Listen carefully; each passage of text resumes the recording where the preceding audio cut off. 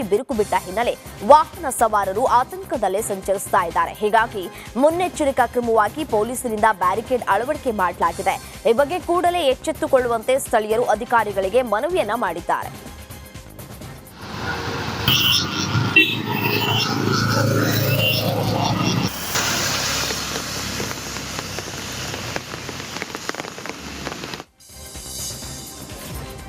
ಬೆಳಗಾವಿಯ ಘಟಪ್ರಭಾ ನದಿ ಉಕ್ಕಿ ಹರಿದ ಪರಿಣಾಮ ನದಿ ತೀರದಲ್ಲಿ ಪ್ರವಾಹ ಸಂಭವಿಸಿದೆ. ಈ ಹಿನ್ನೆಲೆ ಗೋಕಾಕ್ ಮೂಡಲಗಿ ತಾಲೂಕಿನಲ್ಲಿ ಪ್ರವಾಹ ಸಂತ್ರಸ್ತರಿಗೆ ತಾತ್ಕಾಲಿಕ ಕಾಳಜಿ ಕೇಂದ್ರ ಸ್ಥಾಪನೆ ಮಾಡಲಾಗಿದೆ. ಅಡಿಬಟ್ಟಿ ಚಿಕ್ಕಡೊಳ್ಳಿ ಗ್ರಾಮದ ಸಂತ್ರಸ್ತರಿಗೆ ಕಾಳಜಿ ಕೇಂದ್ರದಿಂದ ಅಂದಾಜು 600ರಿಂದ 700 ಸಂತ್ರಸ್ತರಿಗೆ ಆಹಾರ ಪೂರೈಕೆ ಮಾಡಲಾಗ್ತಾ ಇದೆ. ಈ ವೇಳೆ ಸ್ಥಳೀಯ ಶಾಸಕ ಬಾಲಚಂದ್ರ ಜಾರಕಿಹೊಳಿ ಸೂಚನೆ ಮೇರೆಗೆ ಕಾಳಜಿ ಕೇಂದ್ರದಲ್ಲಿ ಅಗತ್ಯ ಔಷಧೋಪಚಾರಕ್ಕೂ ಕೂಡ ವ್ಯವಸ್ಥೆಯನ್ನ ಮಾಡಲಾಗಿದೆ. ಗೋಕಾಕ ತಾಲೂಕಿನ ಘಟಪ್ರಭಾ ನದಿ ಪಾತ್ರದಲ್ಲಿ ಪ್ರವಾಹ ಉಂಟಾಗಿದೆ. ಬೆಳಗಾವಿ ಜಿಲ್ಲಾಡಳಿತ ನಿರ್ಲಕ್ಷ್ಯಕ್ಕೆ ಹಾದಿ ಬೀದಿಯಲ್ಲೇ ಸಂತ್ರಸ್ತರು ವಾಸ್ತವ್ಯ ಹೂಡಿದ್ದಾರೆ. ಮಕ್ಕಳು, ವೃದ್ಧರ ಜೊತೆಗೆ ಪೆಟ್ರೋಲ್ ಬಂಕ್ ಕೆಳಗೆ ಟ್ರ್ಯಾಕ್ಟರ್ ಟ್ರಾಲಿಯಲ್ಲೇ ಜೀವನವನ್ನ ಸಾಗಿಸ್ತಾ ಇದ್ದಾರೆ. ಗೋಕಾಕ ತಾಲೂಕಿನ ಚಿಕ್ಕಡೊಳ್ಳಿ ಗ್ರಾಮಸ್ಥರು ಜಿಲ್ಲಾಡಳಿತ ಕಾಳಜಿ ಕೇಂದ್ರ ತೆರೆಯದೆ ಹಿನ್ನೆಲೆ ಈ ಒಂದು ಸಂತ್ರಸ್ತರು ಸಂಕಷ್ಟಕ್ಕೆ ಈಡಾಗಿರುವಂಥದ್ದು. ಮಳೆ, ಶೀತ, ಗಾಳಿಗೆ ಬೆಳಗಾವಿಯ ಚಿಕ್ಕಡೊಳ್ಳಿ ಸಂತ್ರಸ್ತರ ಬದುಕು ಮೂರಾಬಟ್ಟಿಯಾಗಿದೆ.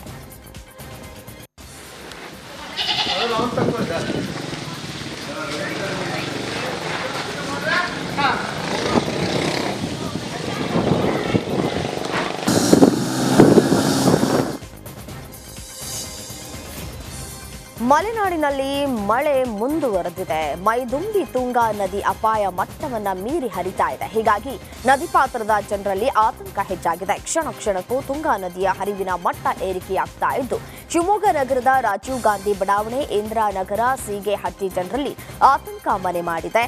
84,000 ಕ್ಯೂಸೆಕ್ ನೀರು ತುಂಗಾ ಜಲಾಶಯದಿಂದ ಬಿಡುಗಡೆಯಾಗಿದೆ. ಈ ಹಿನ್ನೆಲೆ ಗಂಗಾ ಪರಮೇಶ್ವರಿ ದೇವಸ್ಥಾನ ಜಲಾವೃತವಾಗಿದೆ.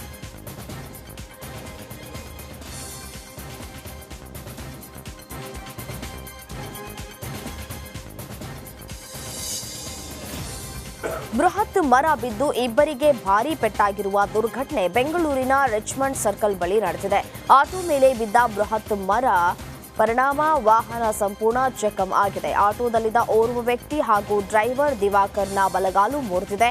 ಕೂಡಲೇ ಟ್ರಾಫಿಕ್ ಪೊಲೀಸರು ಹಾಗೂ ಸ್ಥಳೀಯರ ಸಹಾಯದಿಂದ ಗಾಯಾಳುವನ್ನ ಆಸ್ಪತ್ರೆಗೆ ದಾಖಲಿಸಲಾಗಿದೆ. ಮರ ಬಿದ್ದ ಪರಿಣಾಮ ಪೊಲೀಸರು ರಸ್ತೆ ಬಂದ್ ಮಾಡಿದ್ದಾರೆ.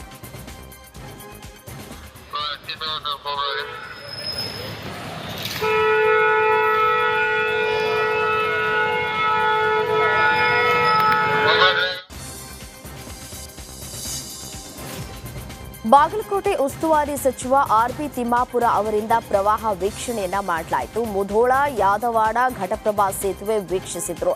ಪ್ರವಾಹ ವೀಕ್ಷಣೆ ಬಳಿಕ ಮಿರ್ಜಿ ಕಾಳಜಿ ಕೇಂದ್ರಕ್ಕೆ ಭೇಟಿಯನ್ನ ನೀಡಿದ್ರು. ಮುಧೋಳದಲ್ಲಿ ಮಾತನಾಡಿದ ಸಚಿವ ಆರ್.ಬಿ. ತಿಮ್ಮಾಪುರ, ಈ ದೇಶದ ಪ್ರಧಾನಿಗೆ ತಾಯಿಯ ಹೃದಯ ಇರಬೇಕು. ಪ್ರಧಾನಿ ಪಕ್ಷದ ಧೋರಣೆಗಳಿಗೆ ಅಂಟಿಕೊಳ್ಳುವುದನ್ನು ಬಿಟ್ಟು ದೇಶದ ಆದ್ಯತೆಗೆ, ದೇಶಕ್ಕೆ ಗಂಡಾಂತರ ಬಂದಾಗ ಮಲತಾಯಿ ಧೋರಣೆ ಮಾಡೋದು ಸರಿಯಲ್ಲ. ಕೇಂದ್ರ ಸರ್ಕಾರ ತಾಯಿ ಧೋರಣೆಯನ್ನ ಅನುಸರಿಸಬೇಕು ಅಂತ ಕೇಂದ್ರ ಸರ್ಕಾರದ ವಿರುದ್ಧ ವಾಗ್ದಾಳಿಯನ್ನ ನಡೆಸಿದ್ದಾರೆ. ದಾವಣಗೆರೆ ಜಿಲ್ಲೆ ಚನ್ನಗಿರಿ ತಾಲೂಕಿನಲ್ಲಿರುವ ಕೆರೆಗಳು ಭರ್ತಿಯಾಗಿವೆ. ಈ ಹಿನ್ನೆಲೆ ದಾವಣಗೆರೆ ವಿವಿಯ ಮಾಜಿ ಸಿಂಡಿಕೇಟ್ ಸದಸ್ಯ ಹಾಗೂ ಬಿಜೆಪಿ ನಾಯಕ ಮಾಡಾಳ್ ಮಲ್ಲಿಕಾರ್ಜುನ್ ಕೆರೆಗೆ ಗಂಗಾ ಪೂಜೆ ಮಾಡಿ ಬಾಗಿನವನ್ನು ಅರ್ಪಿಸಿದರು. ಈ ವೇಳೆ ತಾಲೂಕಿನಲ್ಲಿರುವ ಪ್ರತಿಯೊಂದು ಹಳ್ಳಿಗಳಲ್ಲಿಯೂ ಸದಾಕಾಲ ನೀರು ಹರಿಯುವಂತೆ ನೀರಾವರಿ ಯೋಜನೆ ರೂಪಿಸುವುದಕ್ಕೆ ಕಾರ್ಯಯೋಜನೆ ಸಿದ್ಧಪಡಿಸಲಾಗಿದೆ ಎಂದರು. ಇನ್ನು ಮಾಡಾಳ್ ಮಲ್ಲಿಕಾರ್ಜುನ್ಗೆ ಅಪಾರ ಪ್ರಮಾಣದಲ್ಲಿ ಬೆಂಬಲಿಗರು ಮತ್ತು ಕಾರ್ಯಕರ್ತರು ಸಾಥ್ ನೀಡಿದರು. ವಿಜಯನಗರ ಜಿಲ್ಲೆಯ ಹೊಸಪೇಟೆ ತಾಲೂಕಿನ ಹಂಪಿಯ ತುಂಗಭದ್ರಾ ಜಲಾಶಯಕ್ಕೆ ಬಾಗಿನ ಅರ್ಪಿಸಲಾಯಿತು. ಬಿಜೆಪಿಯ ಸಿದ್ಧಾರ್ಥ ಸಿಂಗ್ ನೇತೃತ್ವದಲ್ಲಿ ತುಂಗಭದ್ರಾ ನದಿಗೆ 108 ಬಾಗಿನ ಅರ್ಪಣೆಯನ್ನ ಮಾಡಲಾಯಿತು. ತುಂಗಭದ್ರಾ ಜಲಾಶಯ ಭರ್ತಿಯಾಗಿ ನದಿಗೆ ನೀರು ಹರಿಸಲಾಗಿದೆ. 1.5 ಲಕ್ಷಕ್ಕೂ ಹೆಚ್ಚು ನೀರನ್ನ ತುಂಗಭದ್ರಾ ನದಿಗೆ ಬಿಡಲಾಗಿದೆ. ಹೀಗಾಗಿ ರೈತರಿಗೆ ತುಂಗಭದ್ರೆ ವರವಾಗಲಿ ಅಂತ ಬಾಗಿನವನ್ನ ಅರ್ಪಣೆ ಮಾಡಲಾಗಿದೆ. ಕೊಪ್ಪಳದಲ್ಲಿ ತುಂಗಭದ್ರಾ ಜಲಾಶಯ ಸಂಪೂರ್ಣ ಭರ್ತಿಯಾಗಿದೆ. 105 ಟಿಎಂಸಿ ನೀರು ಸಂಗ್ರಹ ಸಾಮರ್ಥ್ಯವಿರುವ ಡ್ಯಾಂನಲ್ಲಿ ಒಳಹರಿವಿನ ಮಟ್ಟ 1 ಲಕ್ಷಕ್ಕೂ ಹೆಚ್ಚು ಕ್ಯೂಸೆಕ್ ದಾಖಲಾಗಿದೆ. 33 ಕ್ರಸ್ಟ್ ಗೇಟ್ಗಳ ಮೂಲಕ ಜಲಾಶಯದಿಂದ 1.5 ಲಕ್ಷ ಕ್ಯೂಸೆಕ್ ನೀರು ನದಿಗೆ ಬಿಡಲಾಗಿದೆ. ಪ್ರವಾಸಿಗರು ಭೋರ್ಗರಿತಾ ಇರುವಂತಹ ತುಂಗಭದ್ರೆಯನ್ನ ನೋಡಿ ಫಿದಾ ಆಗಿದ್ದಾರೆ.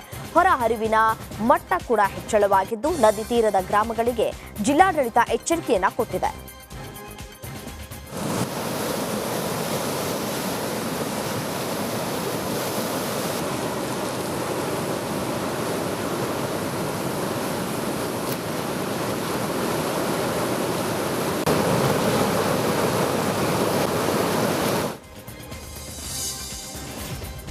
ಮಲೆನಾಡಲ್ಲಿ ಮಳೆಯ ಅಬ್ಬರ ಮುಂದುವರೆದಿದೆ. ವರುಣನ ಆರ್ಭಟದಿಂದಾಗಿ ರಸ್ತೆ ಜಲಾವೃತವಾಗಿದೆ. ಶಿವಮೊಗ್ಗ ಮತ್ತೂರು ಸಂಚಾರ ಸ್ಥಗಿತಗೊಂಡಿದೆ. ತುಂಗಾ ನದಿ ನೀರಿನ ಮಟ್ಟ ಹೆಚ್ಚಳ ಹಿನ್ನೆಲೆ ಅವಾಂತರ ಸೃಷ್ಟಿಯಾಗಿದೆ. ತೋಟಗಳಿಗೆ ಭಾರೀ ಪ್ರಮಾಣದ ನೀರು ನುಗ್ಗಿದೆ. 100 ಎಕರೆ ಕೃಷಿ ಭೂಮಿ, ತೋಟ ಜಲಾವೃತಗೊಂಡಿದೆ. ರಸ್ತೆ ಮೇಲೆ ಹರಿತಾ ಇರುವ ನೀರಿನಲ್ಲಿ ವಾಹನ ಸವಾರರು ಹುಚ್ಚಾಟವನ್ನ ಮೆರೆದಿದ್ದಾರೆ.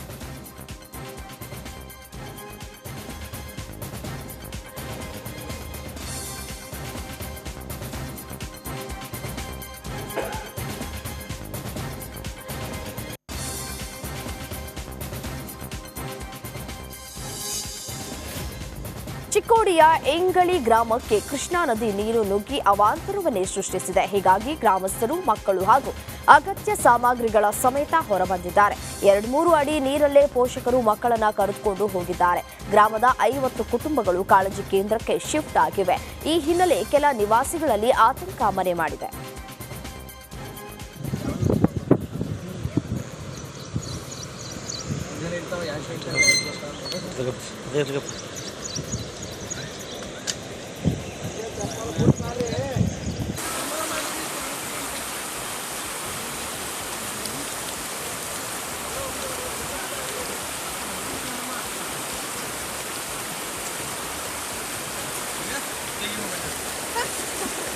मोबाइल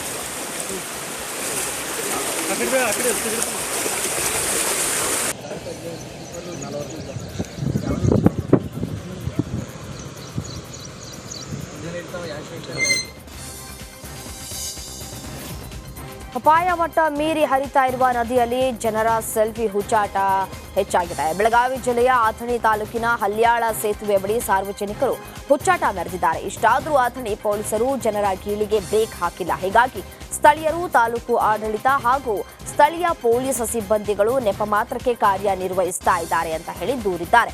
ಅಧಿಕಾರಿಗಳು ಸಾರ್ವಜನಿಕರ ಹಿತದೃಷ್ಟಿಯಿಂದ ಜನರನ್ನ ಜಾಗೃತಗೊಳಿಸಿ ನದಿ ತೀರಕ್ಕೆ ಬಾರದಂತೆ ಕಾಳಜಿ ವಹಿಸಬೇಕಿದೆ ಅಂತ ಹೇಳಿ ಅಲ್ಲಿನ ಗ್ರಾಮಸ್ಥರು ಆಗ್ರಹಿಸ್ತಾ ಇದ್ದಾರೆ.